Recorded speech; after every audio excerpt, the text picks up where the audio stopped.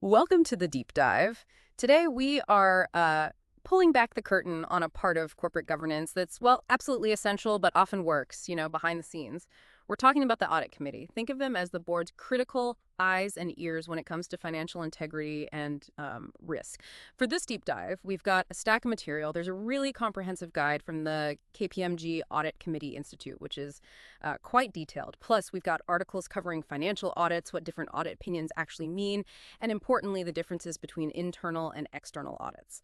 So our mission today, basically to understand what these committees do, their responsibilities, who's on them, what qualifications they need, how they manage their, frankly, huge workload effectively, and what key areas like financial reporting quality, internal controls, overseeing the auditors, and that ever-expanding world of risk management really entail for them. It's really a deep dive into how companies try to ensure financial accountability in, well, a pretty complex world. And, picking up on that, what's really fascinating, I think, is just how central this committee is. The sources really hammer this home. It's not some side committee doing paperwork.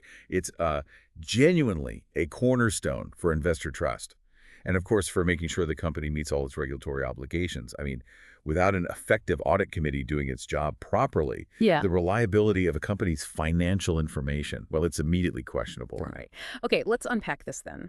At its core, what is an audit committee? When we talk about a company's board of directors. So the sources define it pretty clearly. It's a standing committee of the board, standing being the key word there. It's permanent, part of the structure.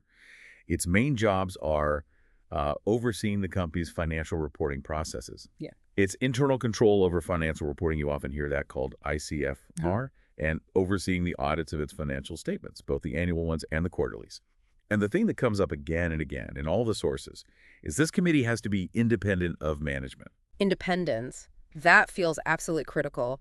Why is being separate from the management team they're overseeing, why is that so non-negotiable? Well, it really boils down to objectivity Mm-hmm. and accountability. The audit committee's job is to provide this unbiased layer of oversight. They're reviewing the numbers management prepares. Yeah. They're dealing with the internal auditors who are company employees but need independence. And they're hiring and overseeing the external auditors who give that final opinion. So if the committee members had, say, close ties to management, or if their jobs depended on keeping management happy, their ability to ask the tough questions, to challenge things, to really oversee objectively, it would be, well, seriously compromised. They're basically acting for the shareholders, the owners, and those shareholders need to trust the financial picture. Independence gives that essential firewall. Got it. So it's not just good practice. These independence rules and their other duties, they're actually written into law, right? Mm. And specific regulations. Oh, absolutely. Their duties are spelled out very clearly. It's not just general governance. We're talking major federal laws, mostly reactions to, past corporate scandals. Sarbanes-Oxley SOX from 2002 is the big one. It really reshaped what audit committees have to do, especially with auditor oversight and internal controls. Dodd-Frank added things too, like around whistleblowers and clawbacks. And then on top of federal law and SEC rules, you've got the stock exchanges, the NYSE, NASDAQ. They have their own detailed listing rules covering composition, duties, what needs to be in their written charter. The sources actually mentioned the NYSE rules require a bit more detail in the charter than NASDAQs do. So yeah, these legal frameworks give the committee its specific enforceable mandate. Okay, so flowing from all those rules, what are the absolute minimum core responsibilities, the things every public company audit committee has to oversee? Based on those rules, the core minimum oversight really covers four main areas. First, overseeing the company's financial reporting processes and that ICFR, the internal controls, making sure the systems work, basically. Second, overseeing the independent external auditors. That was a huge shift under SOX. The committee hires them, pays them, oversees them, handles disagreements. Third, overseeing the company's internal audit function, reviewing their plan, their people, their budget, making sure they can work independently inside the company. And fourth, overseeing compliance with legal and regulatory requirements, specifically those related to financial reporting and controls. And a really key part of that, mandated by SOX, is setting up and monitoring how whistleblower complaints are handled, especially about accounting or auditing. You mentioned compliance, which touches on broader risk, and the sources seem to spend a good amount of time on risk management oversight. That seems to be a growing area for them. Yes, absolutely. Risk oversight is huge and definitely evolving. It's where a lot of the tough discussions are happening for boards right now. Now, the full board always has the ultimate responsibility for enterprise-wide risk, but boards usually delegate specific risk areas to their committees based on expertise. And consistent with NYSE standards, a lot of risk oversight tends to land on the audit committee's plate. So it's not just financial reporting risk and basic compliance. Their responsibilities often stretch further. Precisely. Financial reporting risk is definitely their core mandate, no question. But how involved they get in other kinds of risk, that can vary a lot. Depends on the company size, complexity, industry, and critically, how the full board decides to split up those oversight duties among all its committees. The sources point out, the rules say they discuss risk assessment policies, but explicitly state they are not the sole body responsible. Captain. But the trend is clear. Investors, regulators, they're looking more closely at the audit committee's role in a wider range of risks. And just the whole business environment. It's getting faster, more complex, more interconnected. So that naturally puts more pressure, more expectation on the audit committee, which raises that big question boards wrestle with. How much more risk oversight can realistically be put on the audit committee, given their already packed core duties, versus maybe the full board or a dedicated risk committee. It's a real balancing act. Speaking of balancing things and expertise, who actually sits on this committee? Are there specific requirements beyond just being independent? Oh, yes, absolutely. The makeup is carefully regulated. You need the right mix of independence, expertise, and, frankly, capacity. Both NYSE and NASDAQ rules say you need at least 3 directors on the audit committee. And the sources say, on average, it's typically 3 to 5 members. But the key is their qualifications. Every single member has to meet specific independence rules, which we talked about, and financial literacy requirements. Okay, let's dig into that. We covered independence, but what does financially literate mean exactly? Is it just knowing basic math? No, a bit more than that. Independence, yeah, free from relationships that could interfere with judgment. Financial literacy means they have to be able to understand fundamental financial statements. NASDAQ is pretty specific here. They need to be able to read and understand the balance sheet, the income statement, the cash flow statement. NYSE is a bit broader, generally financially literate, but it amounts to the same thing. They need to understand the basics of finance. But then it goes a step further. SEC rules require at least one member to be designated as an audit committee financial expert. And the NYSE commentary clarifies this implies, a higher level, real accounting or related financial management expertise. NASDAQ has a similar rule needing at least one member with past finance accounting job experience or maybe a professional certification like a CPA or CFA, showing that financial sophistication. So you need general financial understanding across the board, plus at least one person with that deeper expertise. Okay, so getting the right people is crucial. But these directors, they often serve on multiple boards, right? How do they manage the workload?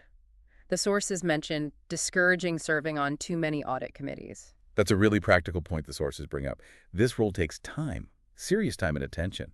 So under NYSE rules, if a director is on more than 3 public company audit committees at the same time, the board of each of those companies has to specifically determine and disclose it, that this won't stop the director from being effective on their committee. That rule exists precisely because it's so demanding. It's not a passive role you just show up for. Right, demanding. So when a new member joins this already complex committee, how do they get up to speed quickly? The sources really emphasize onboarding. Onboarding is, well, foundational. Absolutely critical for a new member to be effective. Doesn't matter if they're a brand new director or just rotating onto the committee. A good onboarding process gets them integrated, informed, and ready to contribute value fast. Some boards actually, strategically, put new directors with finance backgrounds onto the audit committee early on because it's such a rapid deep dive into the company's financials and risks. What should that onboarding actually cover to get someone ready for these responsibilities? The sources lay out several key things. First, understanding the committee's specific role at that company. Risk oversight varies, right? So what's expected here? Second, a deep dive into the business itself. Strategy, financials, operations, leadership, key risks, opportunities, industry dynamics. The whole picture. Third, any company-specific financial reporting issues. Unique accounting stuff, industry challenges, maybe past problems. Fourth, just getting a feel for the culture. How does this committee work? What are the board dynamics? And finally, getting current on emerging issues. New accounting standards, cyber threats, regulatory changes, whatever's relevant right now. So definitely not just handing them the latest 10K report and saying good luck. Oh, far from it. Good onboarding is interactive, comprehensive. It covers the basics. Sure, what do we make? Who are our customers? How do we make money? But meeting key leaders is crucial, not just the CEO.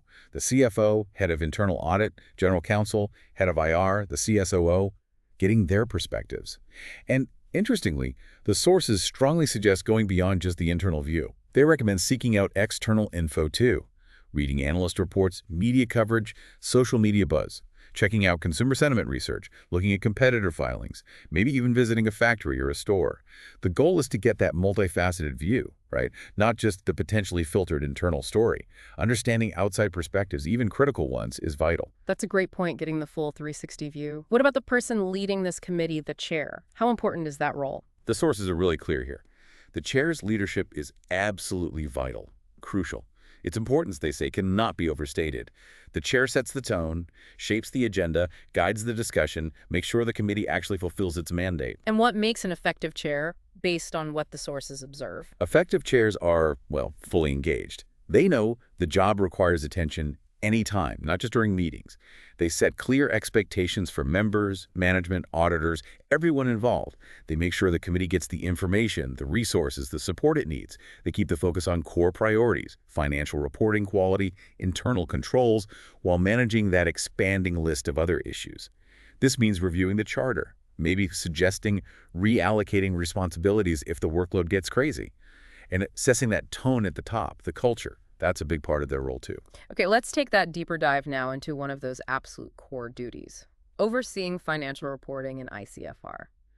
Where does the basic responsibility for the financial statements themselves actually sit? Right, that primary responsibility, it rests squarely with management, the CFO, the finance team. They're the ones preparing the statements, following the accounting rules, setting up and maintaining ICFR and disclosure controls. The audit committee's role is different. It's oversight, making sure management is doing their job properly, not doing it for them. And part of that oversight involves looking beyond just the final audited numbers, right? Reviewing other financial communications. Exactly. Now, there isn't always a strict legal rule for every piece of financial communication, like there is for the audited financials. But NYSE rules do require the committee to help the board oversee the integrity of the financial statements. That means reviewing and discussing the annual and quarterly statements with management and the external auditor. And critically, that discussion has to include the MD&A section, management's discussion and analysis, management's perspective. They also need to discuss earnings releases and any guidance given to analysts or rating agencies. The sources mention how tough it can be for directors to really review those huge 10K and 10Q reports. How do effective committees tackle that? Yeah, it is a massive task, hundreds of pages sometimes. So the sources suggest an effective review isn't about proofreading every line. It's about challenging management's critical accounting judgments and estimates. Meaning, the committee needs to understand the most subjective, most complex areas. What were the key assumptions management made for, say, loan loss reserves, or valuing complex assets, or estimating asset lives? They need to ask things like, how did recent events affect those assumptions? What's the range of possible outcomes? Could different assumptions lead to a materially different result? They also need to look at the company's accounting policies compared to the industry. Are they aggressive? Conservative? Why did they change if they did? It's less about checking boxes and more about asking, as the sources put it, is the focus just hitting numbers or truly reflecting the business reality? That seems like a really important distinction. And what about ICFR? Internal control over financial reporting, that's a huge focus for regulators, right? Oh, massive, huge focus for the PCAOB and SEC, especially after SOX. The audit committee has direct oversight here. They need to be satisfied management has a proper system for monitoring, testing, assessing, and certifying ICFR effectiveness, and they oversee the external auditor's integrated audit, auditing both the financials and ICFR together. Integrated audit. Can you explain what that means in practice? Sure. An integrated audit, which is required for most larger public companies, means the external auditor isn't just checking the final numbers. They're simultaneously examining and testing the controls that produce those numbers, the design, the operating effectiveness of the company's ICFR. And here's a critical point the sources highlight. PCAOB standards require the external auditor to communicate all material weaknesses and significant deficiencies they find in ICFR in writing, directly to the audit committee. Ah, okay. That direct communication seems vital. With all this focus on numbers and controls, what about the risk of actual fraud? Are there red flags the committee should watch for? Absolutely. So sources really stress this. The committee needs to maintain healthy skepticism about fraud risk all the time. They need to actively understand the pressures management and employees might be under that could, incentivize fraud. What kind of pressures are we talking about? Well, the sources list common ones. Intense pressure to meet analyst estimates, maybe, or internal budget targets, pressure to meet debt covenants to avoid default, or big bonuses tied to hitting financial metrics. Also, big organizational changes, layoffs, major acquisitions, dealing with a crisis. These can create environments where the temptation to fudge the numbers might increase. The COSO frameworks are really helpful here. The 2013 Internal Control Framework outlines the 5 components of control environment, risk assessment, etc., and emphasizes the board's oversight role. And the 2015 ERM framework has that 3 lines of defense model. First line is management owning risk. Second line is function like compliance monitoring risk. Third line is internal audit giving independent assurance. Understanding these helps the committee assess the structure. Let's zoom in on specific communications, like earnings releases. Those are a big deal for investors, but the sources say they pose challenges. They really do. Earnings releases are super important for the market, but unlike the 10K or 10Q, they often have business info that isn't straight from the formal accounting system. It's not necessarily audited, maybe not subject to the same strict ICFR. So the sources emphasize the committee needs to watch the overall tone. Is it too rosy? Does it match the formal filings? And they absolutely must scrutinize any non-GAAP financial information included. Non-GAAP, that seems particularly tricky territory. It is, and the SEC watches it closely too. The committee needs to be comfortable that these non-GAAP numbers actually add clarity, aren't just being used to make results look better than they are under GAAP. They should discuss how they're calculated and what controls are around them. Ideally, the sources say, the committee should review the earnings release before it goes out, especially the narrative and those non-GAAP figures. And what about earnings guidance, projecting future results? Yeah, companies differ a lot here. Some give guidance, some don't. Yeah. The committee should think about the pros and cons for their company. If they give guidance, what metrics? How are changes communicated? Consistency and clarity are really key. The sources even suggest committee members listen to the analyst calls. Why bother with that? It's another way to get that external perspective, Hear how the market is interpreting things. What questions are analysts asking? That can highlight perceived risks. And you observe how management responds live. It helps gauge consistency across all communications. You need that big picture view. This all feels very focused on the short-term quarterly earnings, meeting estimates, but the sources also talk about balancing that with long-term value. How does the committee navigate that? That's a crucial point and a real tension. Short-term numbers like cash flow or revenue growth, they're important, sure. But they might not tell you much about long-term potential, innovation, customer loyalty, managing talent, navigating future shifts, the stuff that really drives value over time. So boards and audit committees are increasingly focused on identifying those longer-term drivers. It can be quantitative, qualitative, financial, non-financial, ESG factors, human capital. The key questions the sources raise are, do we understand what drives long-term value here? What metrics track that? How do our incentive plans balance short and long-term? Are we accidentally encouraging bad short-term behavior? And how do we communicate these long-term drivers? A key role for the committee, through financial oversight and compensation links, is helping align everything toward those long-term goals. Moving on to overseeing the auditors themselves, the sources call this at the core of their job. Let's start with the external auditor. Yes, this is arguably the most direct, critical responsibility handed to the audit committee by Sarbanes-Oxley. It really shifted things.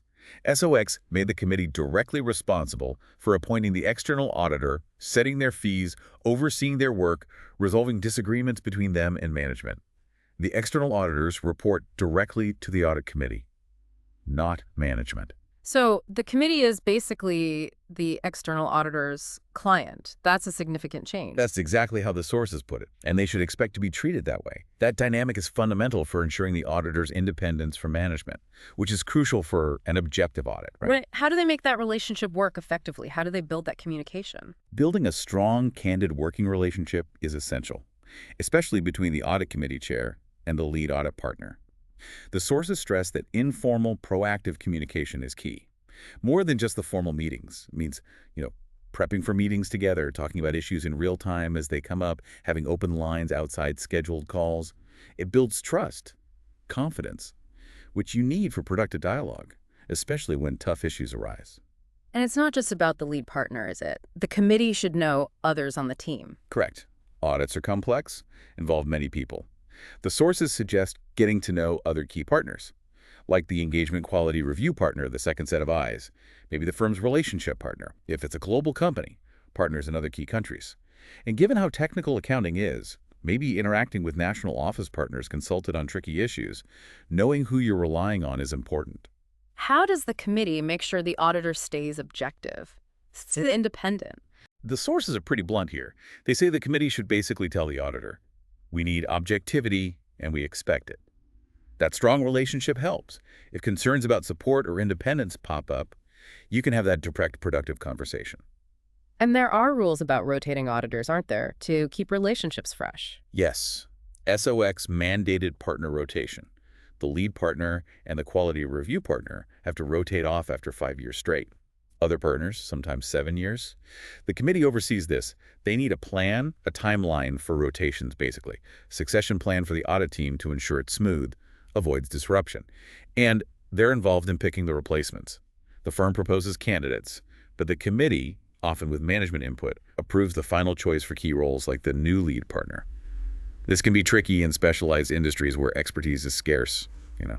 So they're really involved in getting the right people. What about the quality of the audit itself? How do they oversee that? Audit quality is a constant focus for investors, regulators, and thus the committee.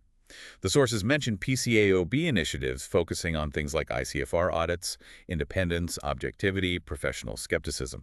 And a big change recently was the requirement for auditors to report critical audit matters CAMs in their audit reports for public companies.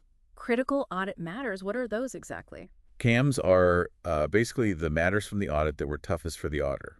They had to be communicated to the audit committee. They relate to things material to the financials, and they involved especially challenging, subjective, or complex auditor judgment. The sources say the most common CAMs relate to things like goodwill intangibles valuation, revenue recognition, tricky business combinations, and for banks, loan loss allowances. Typically, auditors report 1 or 2 CAMs per company. Average is about 1.7 according to the sources. Discussing these CAMs is a key way the committee understands the audit's challenges. Okay, that covers the external auditors. What about internal audit? The team inside the company. Right, the committee oversees them too. NYSE rules require it, whether it's an in-house team or outsourced. They review internal audit's responsibilities, their staffing, their budget, often talking with the external auditor about this too. A key role is helping define internal audit's mandate, making sure they have the skills and resources. And ensuring they have the right reporting lines functionally reporting directly to the audit committee is crucial for objectivity.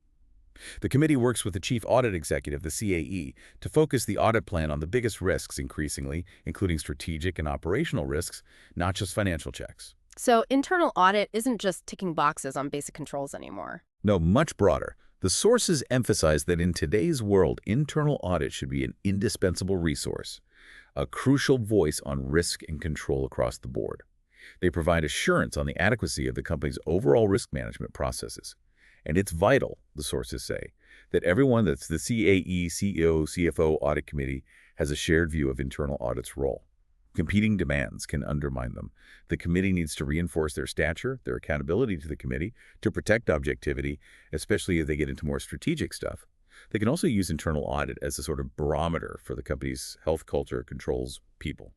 We keep going back to risk oversight. You mentioned it's ultimately a full board job, but how do boards typically handle that allocation? Yeah, the best practice, recommended by groups like the NACD, is that risk oversight is a full board responsibility.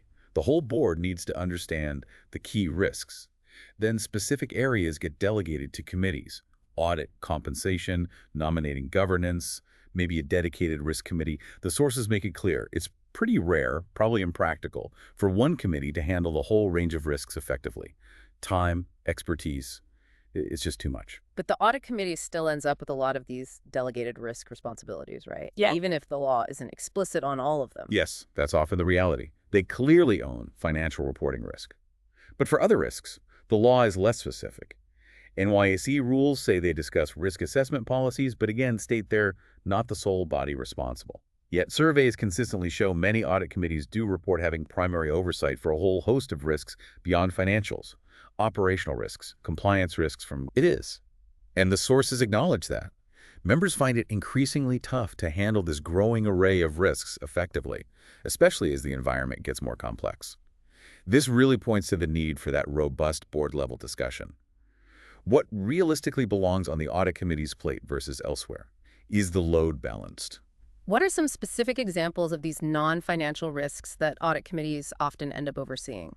Based on the sources, common ones include legal regulatory compliance, broader than just finance rules. Think anti-bribery, like the FCPA. Ensuring programs keep up with global risks. And overseeing those whistleblower processes, which Dodd-Frank really amplified. Tax risk, more than just filing accuracy. Understanding the global tax structure, big positions, compliance, and financial reporting risks. Tax transparency is a bigger deal now, intersects with ESG as reputational risk. They need to get the tax strategy. Culture and tone are the top risk. Sounds fuzzy, but it's real. The committee gets unique insights from auditors, whistleblower channels. They can probe culture, ask questions if results seem too good, maybe direct internal audit to look at incentive risks. Cybersecurity, data privacy, IT risks. This one's huge now. SEC guidance, GDPR, CCPA, it's top of mind. Sources stress treating it as a business issue, not just tech. Understand the biggest risks, training, crisis plans. The CISO needs to report regularly in business terms. And, overseeing some of these complex technical risks raises that question again. How do they get comfortable? Sometimes you need outside experts to help. Given that massive workload, how do effective audit committees actually manage to function? Yeah. To stay effective, the sources offer practical tips. Yeah, effectiveness, efficiency, it's key. They have to be disciplined. Refining agendas, processes, continually reassessing their own skills. Keeping pace means manageable agendas, prioritizing what's most critical, starting with financial reporting and audit quality. How do they manage those busy meeting agendas? A leading practice mentioned is creating a formal responsibilities checklist and calendar for the year, maps everything out, and the chair creates a focused agenda for each meeting. Enough time for key risks, other items, but with flexibility too. The sources also suggest scheduling specific deep dives. Maybe one meeting focuses heavily on accounting judgments, another on tax, another on cyber if that's on their plate. Helps deepen understanding. And the chair has to watch out for that mission creep, right? Getting overloaded. Absolutely. They need to be ready to say, hey, maybe this risk belongs with another committee, and discuss reallocating if the workload gets unbalanced. How do they get input from people in the company below the C-suite without making meetings endless? Meetings are a chance to see talent.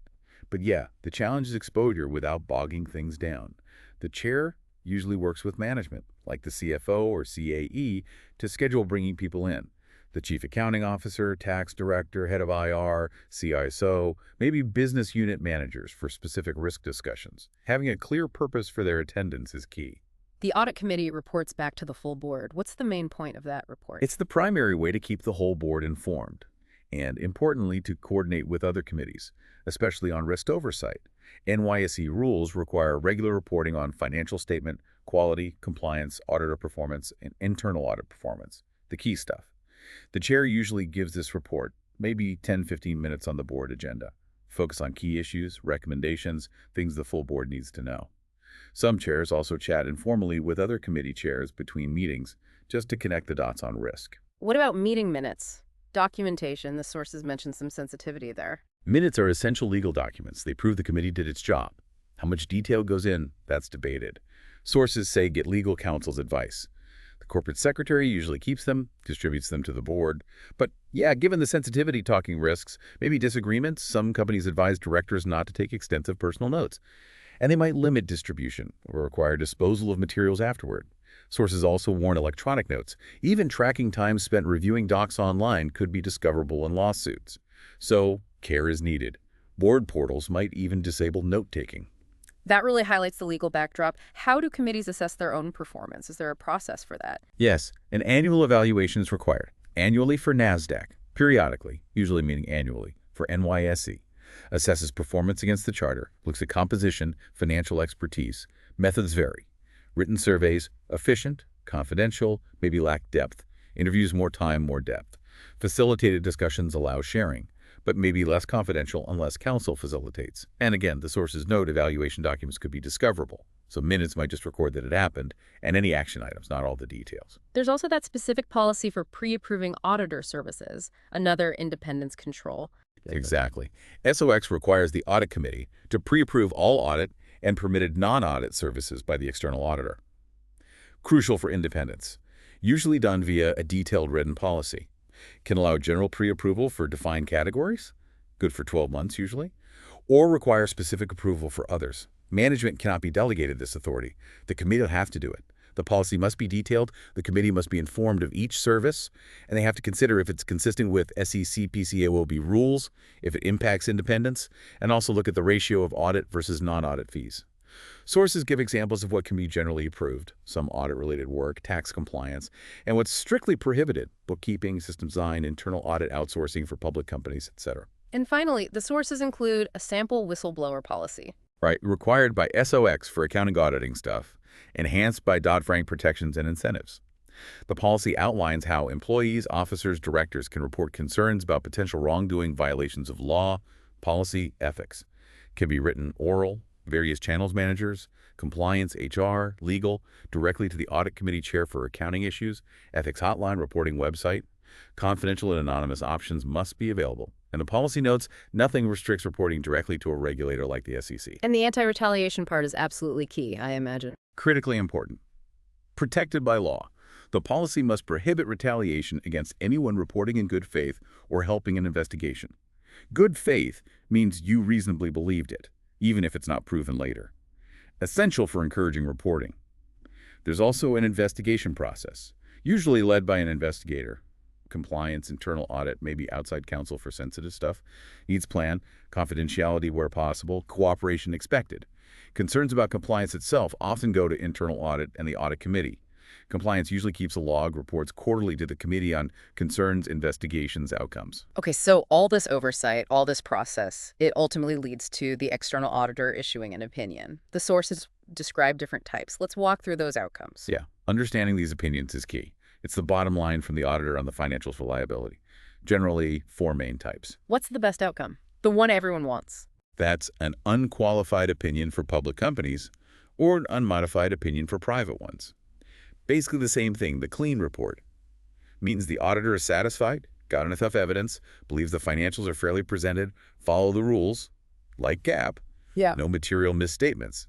Investors like this one. What if the auditor finds an issue, but it's specific, doesn't taint everything? That could lead to a qualified opinion, a qualified report. Means the financials are fairly presented except for whatever the specific issue is. What kind of issues lead to that? Sources give 2 main examples. One, it's single deviation from GAAP. Like one area doesn't conform, management won't fix it, but the rest is okay overall. Auditor describes the problem but says the rest is fine. The other is a scope limitation. Auditor couldn't audit something specific, maybe couldn't observe inventory. They say financials are fair except for the potential impact of what they couldn't check. Okay, so qualified flags a problem that isn't a disaster. What's worse? A disclaimer of opinion? That's pretty harsh. The auditor refuses to give any opinion at all. Why would they do that? Could be a major scope limitation. Couldn't get enough evidence overall. Lack of independence. Or a big one, substantial doubt about the company's ability to continue as a going concern, and it's not handled properly. A disclaimer is a really bad sign. And the absolute worst opinion. That's the adverse opinion. The auditor concludes the financials as a whole are materially misstated, do not follow GAAP. It's the direct opposite of clean. Says the info is basically wrong, unreliable. Regulators, investors, they won't accept financials with an adverse opinion. Needs correcting, re-auditing. Wow, that really puts the stakes of the audit committee's oversight into perspective. Getting to that clean opinion is the goal. We've talked about internal and external auditors. The sources clarify the differences. Let's quickly distinguish them again. Yeah, important to keep their distinct roles clear even though they complement each other. The big difference is the external audit's independence and assurance for outsiders. What are the main ways they differ? Sources highlight 4 key criteria. Objectives. Internal audit aims to improve internal controls, risk management, efficiency for management and the board. External audit aims to assure external stakeholders about financial accuracy and compliance. Scope.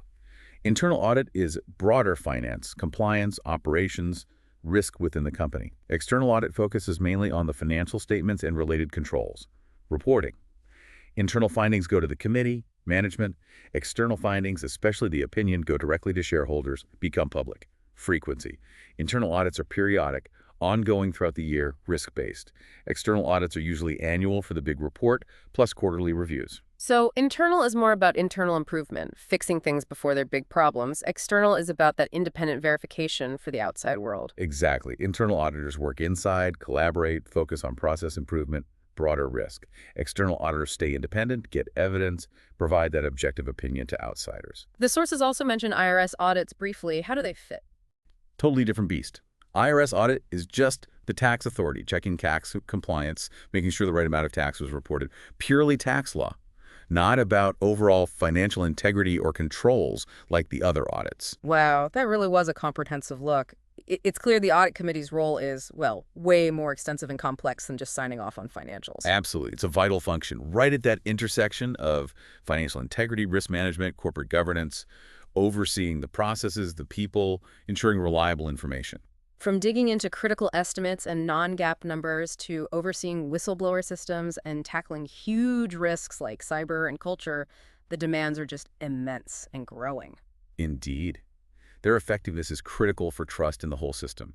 It needs diligence, expertise, the right people, a strong chair, managing that workload. So what does this mean for you, the listener? Well, understanding this role gives you a deeper appreciation for the whole structure behind corporate accountability. When you see financials, hear about an audit opinion, you now know there's this significant oversight function working behind the scenes, trying to ensure that info is trustworthy. It highlights that financial reporting isn't simple. It's a complex ecosystem. Exactly. And as business and risk keep evolving so fast, the committee's job will likely keep expanding. Constant adaptation needed. So here's something to think about. How does all this increasing complexity, global business technology keep challenging audit committees? And what new areas might become standard oversight for them in the future?